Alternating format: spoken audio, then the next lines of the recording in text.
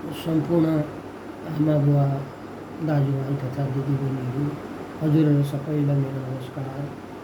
म नारद सुवेदी।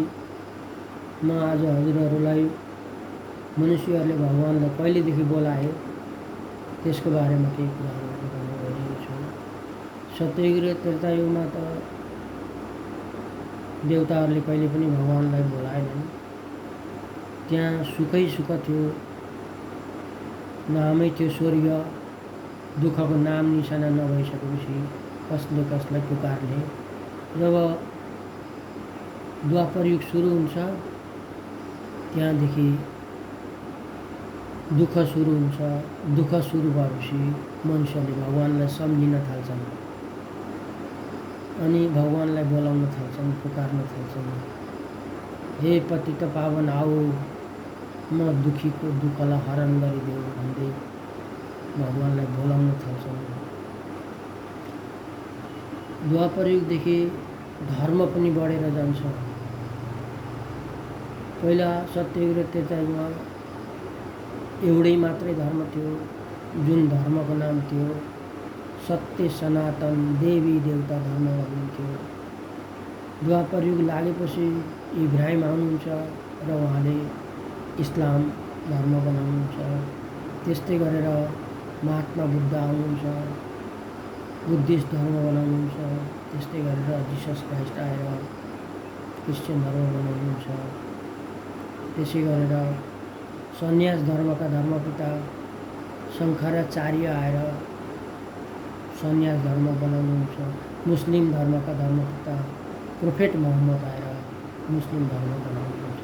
त्यसै गर्दै गर्दै गर्दै आज गएर पृथ्वीमा लगभग 4200 भन्दा माथि धर्म पुगिसकेको सुन्नमा आउँछ।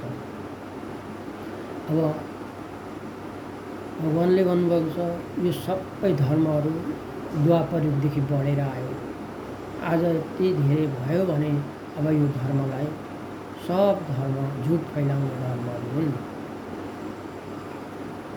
यो सबै धर्मलाई अब त्याग दिनुपर्छ, छोडिदिनुपर्छ। जस्तो श्रीमद् भागवत गीतामा लेखिएको छ, सर्वधर्म परित्याज्य मामेकं शरणं भज। यो सब झुट फैलाउने धर्महरू हुन्। यो धर्मलाई छोडिदेऊ, म एकको शरण भाज भनेर बताएको छ। त्यस्तै अब यो सबै धर्म झुट फैलाउने धर्महरूलाई समातेर के फाइदा। सबै धर्मलाई छोडिदिउँ, एउटै धर्म अपनाऊ जुन धर्म पहिला सत्ययुगमा थियो। त्यो धर्म सनातन धर्म बनाउने धर्मपिता स्वयं आफै आएर त्यो कुरा बताउँदै हुनुहुन्छ। सनातन धर्म बनाउने धर्मपिता को हो त? सनातन धर्मवालम्बीहरूलाई आज सोध्यो भने उहाँहरूले बताउनु कमै मात्राले बताउनुहुन्छ होला, सबैले बताउनुहुँदैन। जस्तो क्रिस्चियन धर्म बनाउने धर्मपिता को भन्दा जिसस क्राइस्ट सबैले बताउँछन्। मुस्लिम धर्म बनाउने को भन्दा प्रोफेट मोहम्मद बताउँछन्। तर सनातन धर्मको बारेमा बताउने मान्छेले त्यति जानेका पनि छैनन् कि जस्तो मलाई लाग्छ। सनातन धर्म बनाउने धर्मपिताको नाम हो सनत कुमार। ती सनत कुमारले सनातन धर्म बनाए। तिनै सनत कुमार अहिले पृथ्वीमा जन्म लिएर फेरि दुबारा एउटै धर्म सत्य सनातन देवी देवता धर्म मात्रै, एक राज्य, एक भाषा, एक कुल, एक राज्य बनाउँदै हुनुहुन्छ। पहिले धर्म एउटै थियो भने भाषा पनि एउटै थियो। भाषा कुन थियो सत्ययुगमा भन्दा इसाराको भाषा थियो। कुल थियो सूर्यवंशी कुल भनिन्थ्यो सत्ययुगमा। राज्य थियो एउटै भारत खण्डे भनेर भनिन्थ्यो। भारत खण्डे जम्बू द्वीपे भन्ने चलन थियो।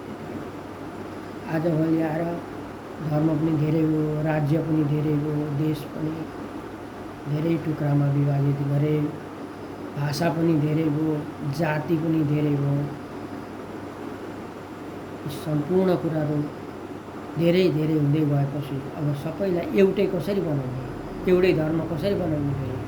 पहिले जसरी सत्ययुगमा एउटै धर्म थियो त्यस्तै एउटै धर्म अब कसरी बनाउने त्यस बारेमा भगवान् ल्याएर बताउँदै हुनुहुन्छ। यो सम्पूर्ण धर्मलाई छोडिदेऊ। यस्तो श्लोकमा आउँछ, सर्वधर्म परित्याज्य मामेकं शरणं भज। सब धर्मलाई परित्याग गर, म एकको शरणमा आज भनेर उहाँले बताउँदै हुनुहुन्छ। अब उहाँको शरणमा जाने बेला हामीले महसुस गरिसकेका छौँ। अब उहाँ को हो त भन्दा कलियुगमा उहाँ कलङ्कीधर अवतार लिएर आउने भगवानको रूपमा भनिदिनुहुन्छ। उहाँ कल्की भगवान कलियुगमा आउँछ भन्थ्यो पहिला, हो कल्की भगवान धरतीमा यतिखेरको समयमा आइसक्नु भएको छ। त्यो कल्की भगवान को त त्यो अब हामीले चिन्न आवश्यकता छ। उहाँलाई सबै धर्मावलम्बीहरूले जानेर वा नजानेर कुनै न कुनै रूपमा मान्छन्। जस्तै कसैले आदम भनेर मान्छन्, आदम भनेको पहिला आदमी। कसैले एडम भनेर मान्छन्, होइन। कसैले महापुरुष आदिदेव भनेर मान्छन्। कसैले शङ्कर, पृथ्वीको पहिलो मान्छे, पहिलो पुरुष, धरतीको पहिलो मान्छे, उहाँबाट नै सृष्टि सुरु हुन्छ। कलियुगलाई बदलेर सत्ययुग बनाउने कार्य उहाँबाट नै सुरु हुन्छ। उहाँले नै आजभोलि यो कार्य धमाधम गर्दै हुनुहुन्छ। उहाँले पनि आफैले गर्न सक्ने कुरा त यो होइन। यो कलियुगलाई बदल्ने अनि सत्ययुग बनाउने, धरतीको हावा पानी माटो ढुङ्गा जे छ सबैलाई नयाँ, एभ्रिथिङ न्यू टोटल बनाउने, सबै नयाँ बनाउनु त मनुष्यले गर्न सक्ने कुरा त होइन। यो उहाँको शरीरमा शिव सुप्रिम सोल भनिन्छ, जसलाई निराकार ज्योति भनिन्छ। जुन ज्योति सबैले मान्छन्, सबैले उहाँ ज्योतिलाई नै ध्यान गर्छन्, उहाँलाई नै पूजा गर्छन्। जो चाहिँ माथि सूर्य चन्द्रमाको प्रकाश पनि नपुग्ने ठाउँमा बस्नुहुन्छ, परमधाम वैकुण्ठ धाम ब्रह्मलोक भन्छ। मुसलमानहरूले अर्श भन्छन्, खुदा अर्श में रहता है, फर्श में नहीं भन्छ उनीहरूले। खुदा चाहिँ अर्श भनेको चाहिँ आकाशभन्दा पनि माथि बस्नु अरे, फर्श भनेको पताल, पतालमा होइन माथि बस्नुहुन्छ खुदा भनेर मुसलमानहरू भन्छ। ती अर्शमा बस्ने जुन निराकार ज्योति छ, जसलाई आँखाले देखिँदैन, उहाँ यतिखेरको समयमा माथिबाट तल आउनुहुन्छ। यतिखेर आइसक्नु भएको पनि धेरै वर्ष भइसकेको छ। उहाँ कुनै साधारण मनुष्य चोलामा प्रवेश गरेर पढाइ पढाउँदै हुनुहुन्छ। उहाँले यस्तो अनौठो पढाइ पढाउँदै हुनुहुन्छ कि यो कलियुगलाई बदलेर नवयुग सत्ययुग कसरी बनाउने, यो पृथ्वीमा जति पनि भएका हावा पानी माटो ढुङ्गा जे पनि छन् सबै कुराहरू नयाँ कसरी बनाउने, मनुष्यलाई सुधारेर देवता प्रविधिको कसरी बनाउने। मनुष्य नै देवता हुन्छन्। फेरि झिँगा मच्छर उडुस यी सब हरेक किसिमका कीटाणुहरू देवता हुने होइनन्। सत्ययुग र त्रेतायुगमा देवी देवताको राज्य त थियो, हामी देवताको राज्य थियो र न, देवतालाई पुकार्छौँ, देवतालाई मान्छौँ, पूजा गर्छौँ। रामको राज्य थियो त्रेतायुगमा भन्ने चलन छ, भनिन्छ होइन। सत्ययुगमा नारायणको राज्य थियो, ती नारायण ती राम सीता देव मनुष्य जस्तो छैनन्। हात खुट्टा नाक मुख आँखा कान हेर्नुहोस् त उहाँको, मनुष्य जस्तो छन् भने मनुष्य नै देवता हुने हो। मनुष्यलाई देवता बनाउनको लागि 33 कोटी देवी देवता मध्येका ठुला देवता जसलाई भनिन्छ देवादिदेवादेव, उहाँ धरतीमा जन्म लिइसक्नु भएको छ। उहाँ महादेवको शरीरमा, महादेव भनेको कुनै साँपको माला लगाएको जट्टाधारी वास्तवमा होइन, उहाँ साधारण मनुष्य नै हो, तर चित्रकारले त्यस्तो देखाइदिएको हो। त्यो साधारण मनुष्य चोलामा माथिबाट त्यो मैले अघि भने निराकार ज्योति शिव सुप्रिम सोल यतिखेरको समयमा आएर उहाँको शरीरमा प्रवेश हुन्छ र उहाँलाई भित्र बसेर उहाँले ज्ञान दिनुहुन्छ। उहाँले निराकार ज्योतिले ज्ञान दिँदै हुनुहुन्छ। महादेवले आफ्नो मुखबाट संसारभरिको मान्छेलाई ज्ञान सुनाउँदै हुनुहुन्छ।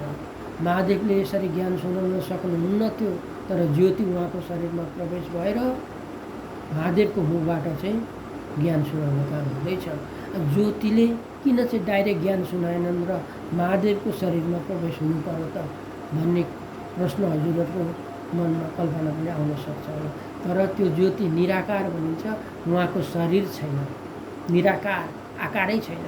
आकारै नभएपछि उहाँले पनि कुनै न कुनै शरीरको आधार लिनुपर्छ। त्यसैले गर्दाखेरि उहाँले कुनै मनुष्यको चोलामा प्रवेश गरिसक्नु भएको छ। यतिखेर उहाँलाई सबै धर्मावलम्बीहरूले मान्छन्, सबैले उहाँलाई ध्यान गर्छन्। जस्तै जिसस क्राइस्टले पनि ध्यानमा बस्नुभएको छ। उहाँले पनि त्यही निराकार ज्योतिकै ध्यान गर्नुहुन्छ। उहाँले भन्नुहुन्छ गड इज वान, भगवान् एउटा छन्। अमलाई शरीमाटी देखाउनुहुन्छ। अनि सिख धर्म बनाउने धर्मपिता जसलाई गुरु नानक भनिन्छ, उहाँले पनि भगवान् एउटा छ भनेर यसरी हातमाथि देखाउनु भएको छ। एक ओंकार निरंकार अकाल मूर्त, भगवान् एउटा हुनुहुन्छ, निराकार हुनुहुन्छ, अकाल मूर्त हुनुहुन्छ, जसलाई कालले पनि थाहा भनेर उहाँले पनि बताउनु भएको छ। बुद्ध, महात्मा बुद्ध, उहाँ पनि ध्यानमा बस्नुभएको छ।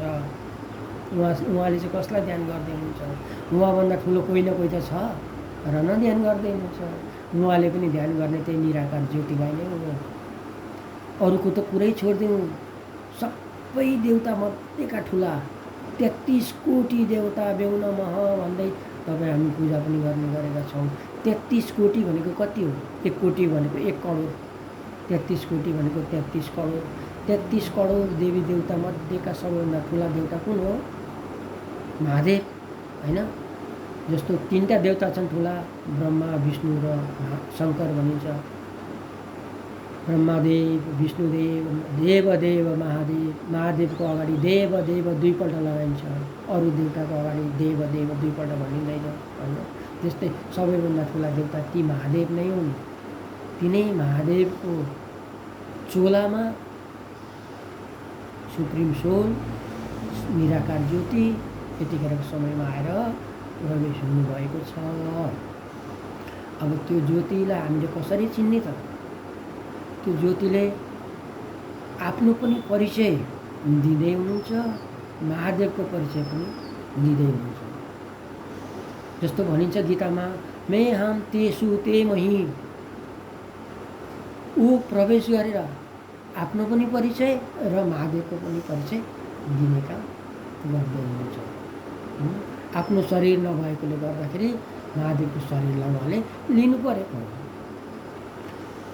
अब त्यो महादेवलाई तपाईँ हामीले कसरी भेट्ने, कहाँ भेट्ने, को हो त, कसरी उहाँले कलियुगलाई बदलेर सत्य बनाउनुहुन्छ त भनेर जान्नु पर्यो। अब यतिखेर अब हामीलाई शास्त्रहरूमा बताइदिएको छ कलियुगको आयु 4,32,000 वर्ष हो। 5,000 वर्ष मात्रै बित्यो, अझै 4,27,000 वर्ष छ। यसरी बताइदिएका छन् मनुष्यले। यो कुरामा हामीले लागु, वास्तवमा यो कुरा भगवान्ले होइन भनेर बताइरहनु भएको छ। कल्की भगवान् यतिखेर आइसक्नुभयो भनेदेखि अझै के 4,27,000 वर्ष अझै पछाडि बताइएको छ। फेरि कल्की भगवान् यतिखेर आइसक्नु भयो पनि भनेर सबैले बताउन थालिसकेका छन्। 4,27,000 वर्ष अझै छ भनेदेखि कसरी अहिले आउनुभयो त कल्की भगवान्? लु 5,000 वर्ष त कलियुगको बित्यो अरे, 4,27,000 वर्ष अझै रह्यो भने त कल्की भगवान् अहिले नआउनु पर्ने। अहिले कसरी आउनुभयो त? जुन पनि च्यानल्स खोजेर हेर्नुहोस्, अहिले भगवान् आइसक्नुभयो, कल्की भगवान् आइसक्नुभयो भनेर भन्न थालिसकेका छन्। हो, भगवान् चाहिँ आउनु नै भएको, तर चिनेर भनेनन् मान्छेले। भगवान् आउनुभएको छ, त्यो भगवान् आएको चोला शरीर चाहिँ अब हामीले चिन्नु पर्यो। त्यो चिन्नको लागि हजुरहरूले आवाज 2018 आध्यात्मिक ज्ञान मोबाइलमा सर्च गर्नुहोस्। उहाँको ज्ञान सुनेर हेर्नुहोस् असलीमा भगवानले दिँदै गरेको ज्ञान हो कि होइन। शिव सुप्रिम सोल माथिबाट आएर उहाँको शरीरमा प्रवेश भएर नै यस्तो 4वटै युगको ज्ञान दिनुभएको हो कि अरू धर्मगुरुहरूले जस्तो